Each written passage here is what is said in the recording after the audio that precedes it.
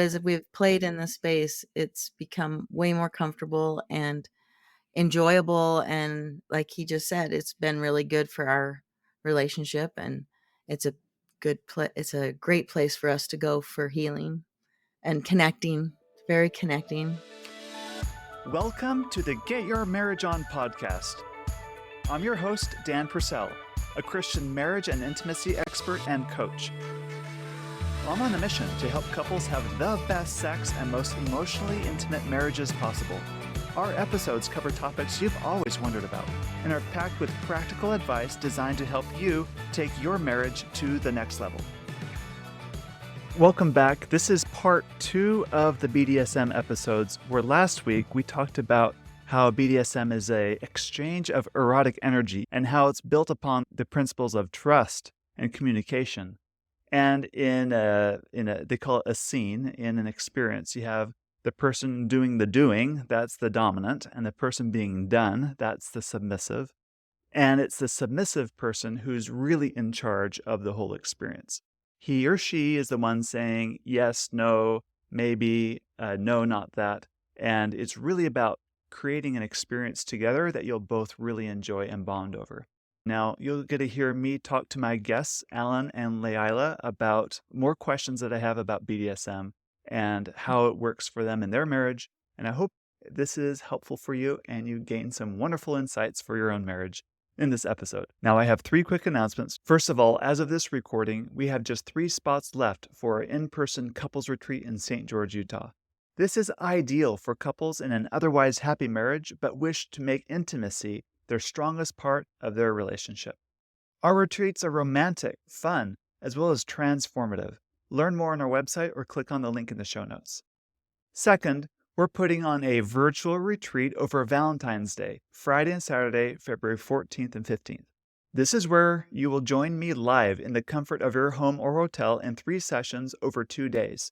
I'll walk you through a sexual practice over the 2 days designed to really be deeply connecting, relaxing, very romantic, and very erotic also. And this will be an unforgettable Valentine's Day for you. Details are on our website, or the link is in our show notes too. Lastly, if you're looking to accelerate growth in yourself and in your marriage this year, our men's only and women's only small group coaching program is just for you. The next cohort starts January 22nd. We meet weekly for 12 weeks to do a deep dive into the intimacy of your marriage. And this includes a comprehensive course, all materials, and coaching to help you apply everything you learn. You'll walk away from this 3-month program a better husband or wife, empowered to take your marriage to the next level. So we've been talking about flogging a bit. What's the appeal of being flogged? What does it do for you? Why do you like it? Well, sometimes I describe it like a massage. Mm-hmm. Its impact on the body, on the skin. Is the rhythm nice too? Yeah, you do get into the rhythm. You can kind of just escape when especially when you get better at it at the beginning. It probably won't feel that way, but well, I don't know. I've seen people take right to it, and I've seen people really struggle.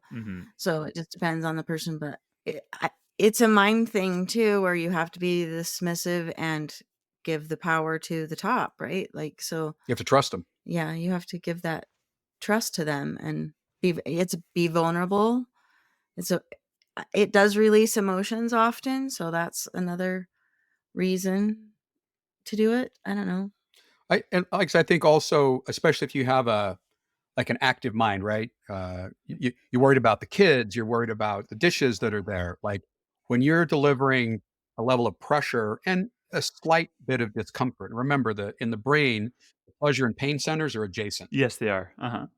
Right. So if you look at neurobiology, and so what's interesting is as you deliver pleasure and a little bit of pain, your body starts to translate the little bit of pain as pleasure. And it also gets your attention, right? That's my point. It makes you focus. It makes right? you focus. You've got a little bit of pressure, and a little bit of sensation, and you've got a little bit of pain, and the pain piece makes you focus. So particularly if you're a little neurodivergent or you have kind of an anxious, brain, or you're worried about whatever, it really, you can't help but focus down on what you're feeling and processing that. So it really helps people be completely embodied when done correctly, right? You're not worried about other things. You're very focused. And for the top, same thing for me. Like I'm literally watching her breathing.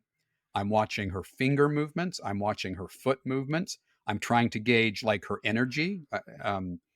And not everybody's energy sensitive. I tend to be a little more high empathy, high energy sensitive person. I've learned through Uh-huh. this. Uh-huh. And so that's a skill that I use in working with her or in teaching anybody. As I kind of try and pay attention to all that. But I tend to be honest, pretty hyper focused. Like I become not aware of anything but her Uh-huh. and her breathing and my focus on my thoughts of love, my thoughts of concern, my feelings of concern extending through my arm, through the tool to deliver that energy to her. Yes. And I know that sounds a little woo-woo and esoteric to people, but that's what I experience. Mhm. And as we've taught people, they've said, "Oh, you're right. Like that sounds weird at first." And yet when you're that focused on each other, that flow of, of energy definitely starts to occur. And like she said, it also tends to um bring up unexpected feelings. There's some kind of theory, I won't get into it, that's much more advanced, but there's some theory as to why. But it's kind of interesting. So, and sometimes just about the sensation and escape, right? You get to escape and go someplace else, right? Mhm. I think Esther Perel says something like that, right? That sex is a place you go. Yes. You know? Not a thing you do, it's a place you go. Yes. Yeah.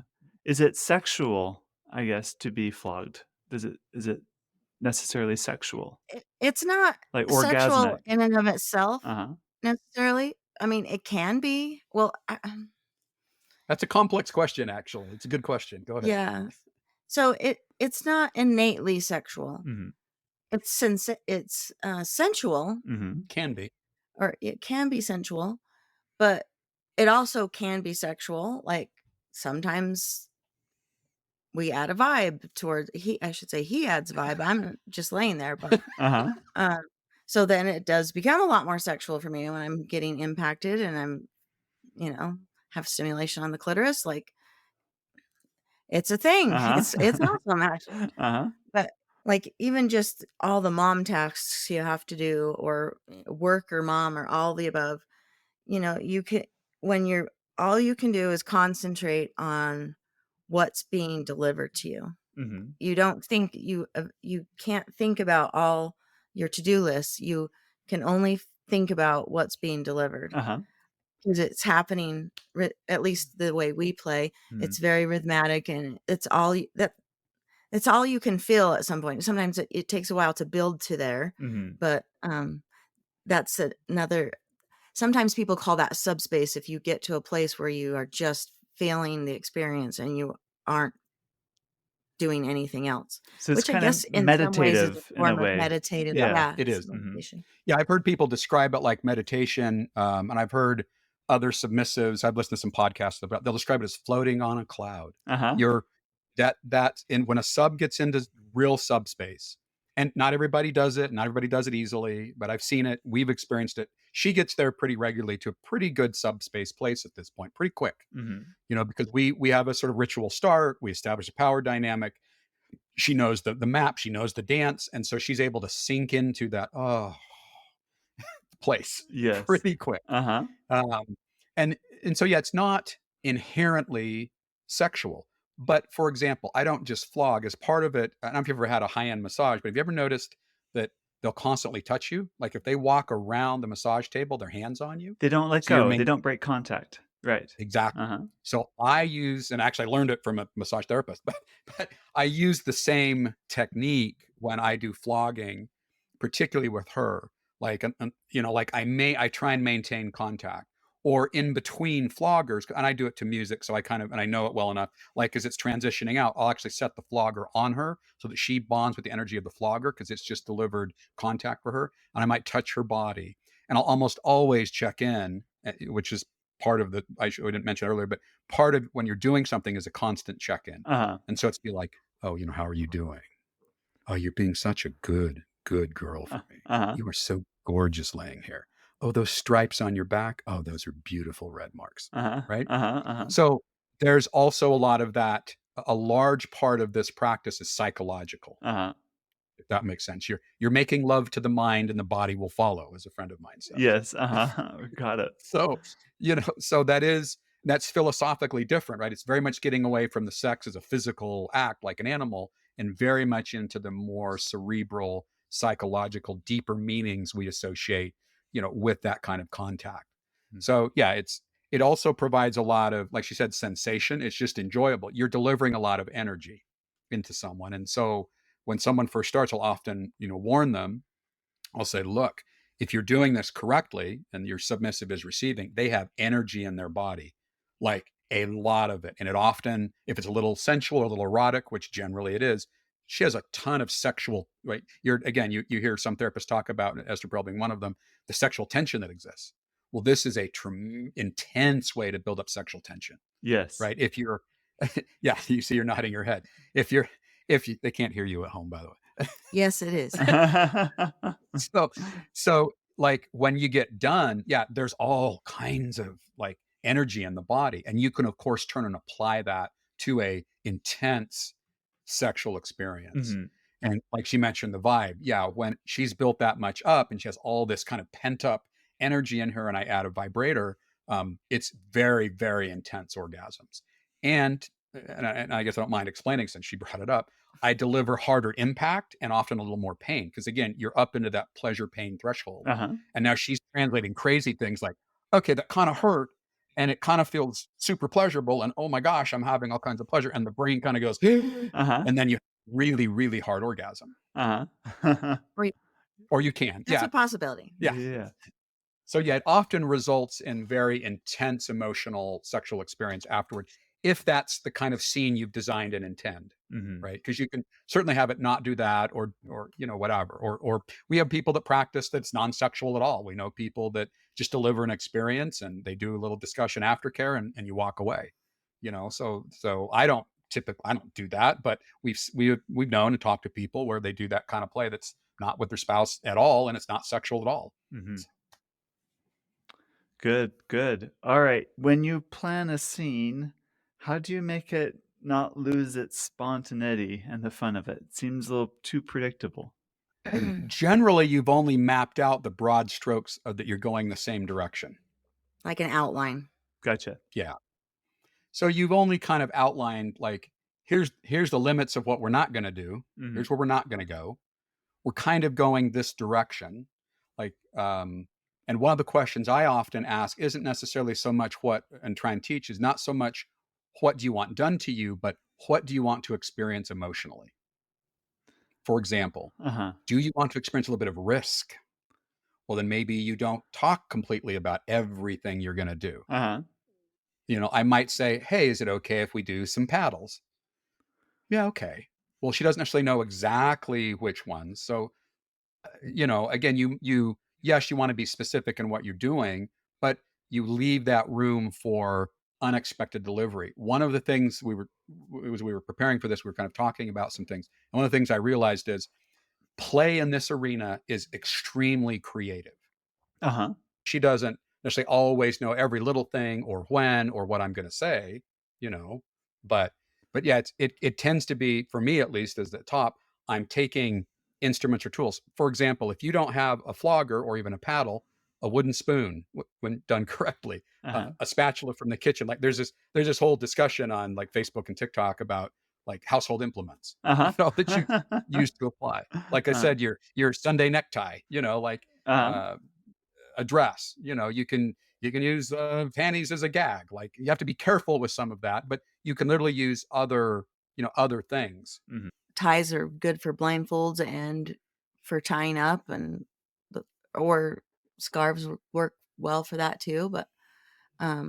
But when you are it's with anything in life, right? And especially like I've noticed sex tools, right? Like you need to buy good quality ones and not just cheap ones. I think he mentioned that earlier, that like the cheap floggers that didn't feel as good. They just don't feel good. They're very stingy and they don't deliver a very good experience.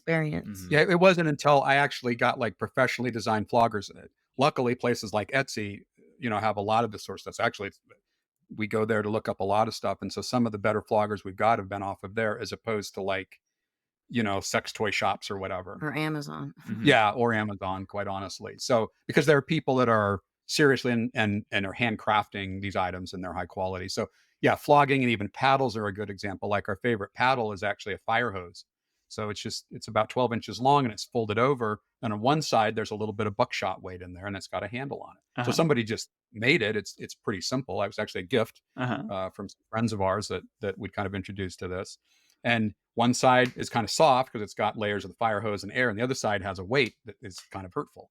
Mhm. And so that's yeah, it's just like that one. I like the other side, not the weighted side. Yeah. Uh-huh. And so when you learn to do it properly in kind of this rotational energy where it's kind of providing a glancing impact, it makes a really pleasant sensation, right? When Mhm. not done too hard. So you might even think of things like paddles or spanking as being, more of a punishment thing. And it could be. And there are people That that, can be fun Uh-huh. too. yeah, there are definitely people that enter into what's called kind of a brat, right? Uh-huh. So yeah, it's a submissive type, but they're kind of acting out, right? And even Uh-huh. playful. And but again, this is play space, right? Mhm. And so they might act out or say things or whatever, and like, oh, you're being bratty, you need to be punished, Yes, and she It loves can that. be a She loves responding into that, right? Like, Yeah. "I haven't it learned can my be a lesson." Yeah. Go ahead. you can call it Punishment. a punishment. A punishment, I like that. Yeah. Yeah. And so that's an example of a, Uh-huh. kind of dynamic play space that is more unpredictable. It's like, oh, I want to act like a brat a little bit. Okay, what are some punishments? So you might have to kind of generally agree upon the punishment or punishment, but how that dynamic plays out is really up to you. So yeah, you don't necessarily have to map out every single thing in detail, but you at least need to have the broad strokes. Like in our case, and I usually request that she ask me as opposed to me initiate. Mhm. And sometimes I'll ask her, like, I feel like you might want something. She'll like, yeah, okay, yes, would you please do this? But I feel like it's important for the receiver to actually initiate the asking is the ideal model. Mhm. We don't always do that. And to outline at least the broad strokes of kind of what they're wanting. But again, that's a discussion, that's a negotiation.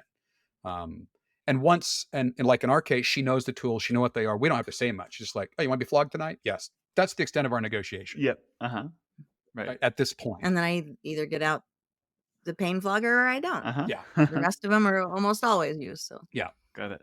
Yeah. So that's that you don't always like negotiations happen at first when you're trying something new or trying maybe something more risky, Mhm. that might involve more pain or more psychological play or something. Because we have tried some other scenes and it was okay, but we didn't love it as much as kind of flogging and basic impact play. So we kind of have a pattern that we stick to around that. It's rare we go outside of that unless we're like on vacation or special occasion or something. Uh-huh. but Now I think that's what's nice about this area is it can be anything. It's a big umbrella, right? You can explore all kinds of different Oh, aspects you're of this. It could even be something as simple as a feather on your skin. mm. There can be all kinds of different things. That's just something we go to all the time is flogging, but there's another memory that would be fun to share, but Will you share it, please? Go ahead. no, you Oh, you me. go ahead. It's your starting. Okay. So I don't know if you're familiar with the term Naoto Mori, which you probably aren't because people aren't, but it's Japanese art of eating food off of naked bodies. Okay. So it's And it's Japanese, okay. yeah, yeah, yeah, and you want more kinky stuff, it's all Asian. Alright. It's pretty interesting. Japanese interesting. So we were actually we have some property that we go to in the Caribbean down in Belize, and we were down there, and it happened to be my birthday, and she had taken a lot of time and effort to go track down this lady who used to work at a restaurant that closed, who was excellent at making the world's best key lime pies I've ever had. Uh-huh. She got it for my birthday, and we had to drive into town on the golf cart, and they handed it to us, and we had to put it in a box to carry it back on the bumpy road. Anyway, it's quite a romantic story, I suppose you would say. Uh-huh. And anyway, so the night or so after we have it, I said, "Hey, would you be okay if I ate a piece of pie off of your naked body?" Uh-huh. And filmed it. And she's like, "Yeah, that'd be fun." So I put the pie on her rear end there that she's laying down naked. And I Uh-huh. didn't really tie her up or anything, but obviously couldn't move too much because you don't want to make a mess. Uh-huh. And then I took my fork and I would run the fork down her leg Uh-huh. and around the pie and on her other cheek. Uh-huh. And or she's just like, "Ah, no." Being tickled by the fork. Uh-huh. Well, it's a little more than tickle, right? But yeah, Uh-huh. it's a combination, right? So yeah, inside of the thigh, right? Uh-huh. And then I would take the fork and I'd very intentionally and slowly put it down through the pie, scrape it across her body, and then You know, eat the Uh-huh. pie, right? Uh-huh. I'd lick off the fork and then I'd do it again. Uh-huh. We've got it on video. I don't think it's like 8 or 10 minutes of me just teasing her with the fork and eating food, off of her. But that's an example of a scene, Mm. right? So that might not be one you typically think of, or one that we've repeated to be quite. It was fun, Uh-huh. but it wasn't. I mean, kind of erotic, kind of teasing, but not necessarily sexual But it's per very se. novel for sure. Uh-huh. Well, but again, variety. That's one of the things I've read too. Is it's interesting as much as we as men often, say we want different positions or whatever. It's women are the ones that, on the data anyway, that tend to get more bored in long term relationships. Right. Right. Yeah, if you've read, and so it is. So that's an example of novelty and variety and bringing newness and new energy and new experiences. I mean, we've been together 37 years, married for 35. So yes, we met very young. Uh-huh. So and so yes, it's important to make, in my view, a critical part of us having a very happy and fulfilling both relationship and sexual relationship is novelty and variety. And so that's an example of creative, playful energy you bring to the relationship, right? So That's yeah, great. I love it. yeah. Leila, you talked about overcoming purity culture. What was that path like for you? Take your time. Even just learning how to say certain words Mm-hmm. that I've always been told is, terrible to talk about or say. Even just learning, like Alan will buy me books to read all the time and I never read them, but Uh-huh. I just stopped. I recovered. you're a recovering book buyer. Um, Overfunctioner is what. Overfunctioner, yes. Uh-huh. I don't know if that's totally recovered, but Fair enough. I'm doing it. Uh-huh. Just learning to be okay with terminology sometimes is a big deal. Just reading stories, erotic stories or that kind of thing was part of my journey. Mm-hmm. Just being willing to try new things, I think is uh, Being open to he new has a very creative experience. brain. Uh-huh. Yeah, he has a very creative brain. He'd always come up with new things to try, but and I'm like, "Oh, I don't know if I'm gonna like that, but I'm willing to try, right?" Like Uh-huh. that's part of it, I guess. I think at some point in your marriage you have to choose the other person. That's a very important step. Yes. If you don't choose them, why would you even work on a marriage or why would you try to get better Right. if you don't choose to be with them? Right. Um, So sort of a conscious choice. yeah. But I mean, do you feel like you had to deconstruct a lot of your teachings in some ways? Yeah, I mean, Modesty, being naked. yeah, just being naked.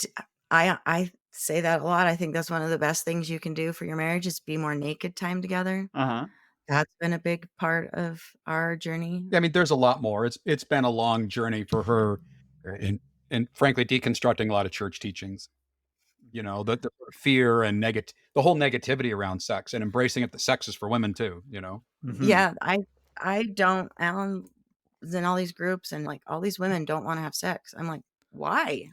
Sex is awesome. Like sex feels great. Sex is amazing. I'm like, and Alan always talks about it as a team sport, you know. Yeah. Women bring as much as men do to the relationship for that. Um, Absolutely, yes. becoming better in the bedroom is mental. Mm-hmm. It's not really a lot about physical, honestly. It's all mental. Mm-hmm. And it's the best place that when we're having conflict or something, we go to sex for healing. Mm-hmm. That's what we do. But And I realize not everybody has that experience, right? I mean, yeah, we I've have talked to enough amazing enough men and women to know that is, not the case, I guess. yeah, which always makes me sad. So I'm like, then how do you repair conflict? Right. Yeah. Because for us, good sex or even a good BDSM scene, like I said in the earlier, like that's where we repair conflict Mm-hmm. because that's where you give and love. But then I also have a lot of women in particular that I challenge this on, say, well, that it's not giving, it's just taking and all that. And I'm like, okay, I get that. I don't because I'm a natural giver and that's how we've always done it. But I get that a lot of men come from the needy, wanty, nice guy, validate me experience. And that's just Yeah. never where I was, Right. you know? So I realize our experience is atypical in that regard. Yeah. Any last thoughts or any last things you want to share as we close this up today? I guess I would just make an appeal, particularly to those of us in long-term marriages, like I said, that I, again, we're in some of the same groups. And so I've heard just a lot of difficult stories from people. And I do think that learning concepts around consent, negotiation, and a willingness to bring playful energy to the relationship can be extremely healing, if that makes sense, right? For us, many ways that fun, playfulness is a place we go to heal. If there's been rifts or breaks in the relationship, we often use these protocols and dynamics that we know to reconnect. So even if we've had an argument, for example, I can step out of my angry husband mode because I don't ever do a scene angry, but I step out of that. I leave that behind and I enter into a caring, responsible, dominant role for her, if that makes sense. Right. It's that masculine nurturing role. Yes, it is, which I think, to be honest, sadly lacking as I listen to a lot of women and men, talk about marriage stories. And so for me, it's a place of expressing deep love and deep respect to enter intentionally into this well-framed and well-defined dynamic. And I think a lot of people struggle, I think, to get there if other parts of the relationship maybe aren't perfect. And so maybe some people thinking, oh, well, everything has to be perfect and, we each have to jump through all the expectations. You don't. Like one of the things I like, at least for us, and everybody's dynamic's different, this sort of playful space is where we go to heal and connect, if that makes sense. Yes. I guess I would say that I wasn't too keen on most of this at the beginning. It was way outside of my comfort zone. But as we've played in this space, it's become way more comfortable and enjoyable. And like he just said, it's been really good for our relationship. And it's a it's a great place for us to go for healing and connecting. Very connecting. Because like she said, it's very vulnerable. But it's vulnerable with safety, right? You often hear those dynamics, got to be safe to express.